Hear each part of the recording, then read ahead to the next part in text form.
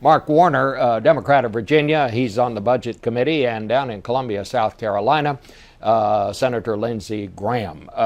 Senator Warner, first to you, what went through your mind when you heard Speaker Boehner say what he said this week?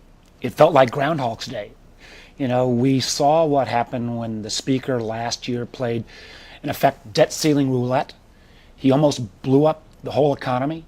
And the notion with the fiscal turmoil going on in Europe right now, that he would try to say, we're going to draw this bright line again and kind of my way or the highway approach, I think it's incredibly irresponsible. You know, the fact is, I agree with Senator McConnell. We got to take on this debt issue. We've got to recognize $16 trillion in debt, $4.5 billion a day we add to it. But it's going to take a balanced plan. It's going to take a plan like Simpson-Bowles, like our Gang of Six plan, that has revenues, that has entitlement reform. And this notion that it's going to be all done on one side of the balance sheet with spending cuts only, there's no responsible person out there that's looked at this problem that doesn't say you've got to do both. Senator Graham, what would you respond to that? How would you respond to that? Well, I would say that most Americans believe that we're so far in debt that their children's future's at risk. And if we're going to raise the debt ceiling, we already borrow 40 cents of every dollar. For every dollar that we borrow in the future, we ought to cut the government by an equivalent dollar is not radical. It's something we should have been doing a long time ago. And there's not a snowball's chance in hell that we're going to get out of debt, reform entitlements, and control spending without presidential leadership. So what Boehner proposed about raising the debt ceiling is just a start. I'm not going to vote to raise the debt ceiling until you show me we're serious about getting out of debt. And the Gang of Six, Bowles, Simpson, hats off. If I were President Obama or candidate Romney, I would tell the public we're going to take Bowles, Simpson. That will be our roadmap for the future. If you like to change it, you'll have a chance. But we're going to take that up. We're going to control federal spending. We're going to flatten the tax code and get new revenue by eliminating deductions. And we're going to have entitlement reform. And it's going to take a presidential leader to make that happen. Senator Warner, you're a part of that so-called Gang of Six. Some people call it a Gang of Eight that have been looking for some way out of this thing. Do you think there's still any chance that you all could come up with something that Absolutely, Bob. I mean, we're actually up to 45 senators. Lindsey has been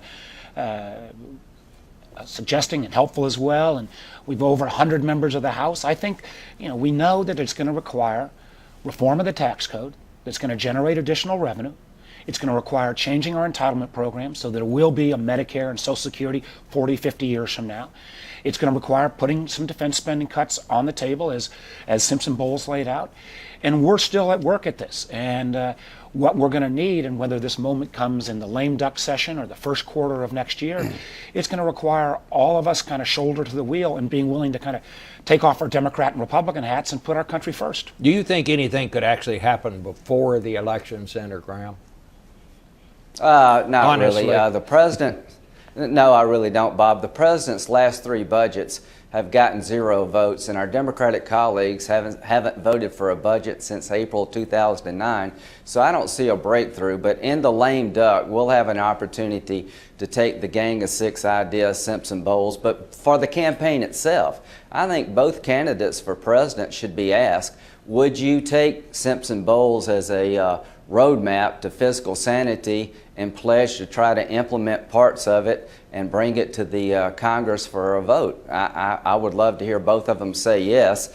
President Obama's had 3.5 years to change things. He had 2 years with super Democratic majorities, and they did basically nothing but run up the debt. So I don't see much happening. What about that, Senator Warner? Well, I think it would be great, but we've already seen President Obama came out when the Gang of Six laid out their ideas, and he said, yeah, he went on TV and said he'd support them.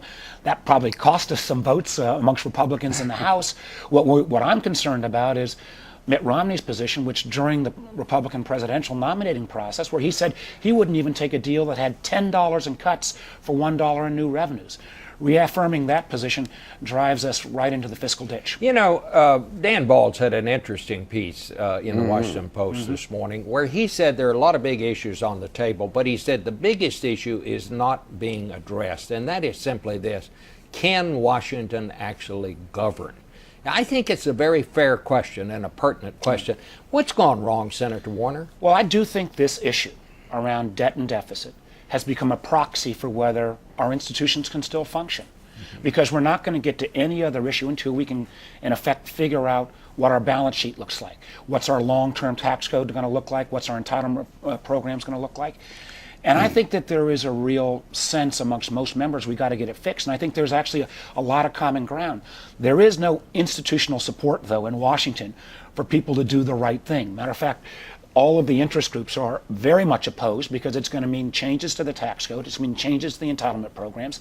And we need to make it safer, particularly for some of the folks who've been there a long time, to step up and put country first. I would guess you would agree with most of that, Senator Graham, but how did we get to that point? How did we get to where we are right now?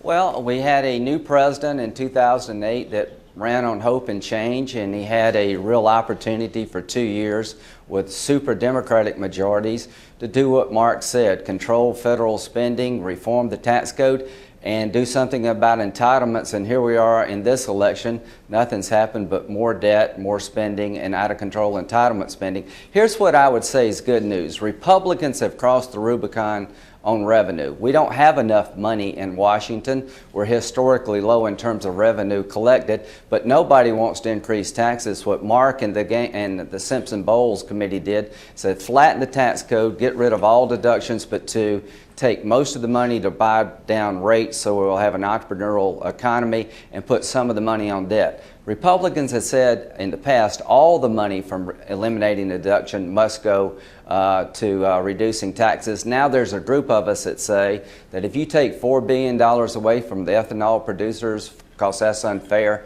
put $1 billion on the debt and $3 billion to lower taxes, that's something that will lead to a breakthrough. And I hope Governor Romney will embrace the concept of reducing deductions and exemptions and putting some of the money on the debt as well as lowering rates. That would be a breakthrough for our party. All right. Well, I'm going to take a break here. We'll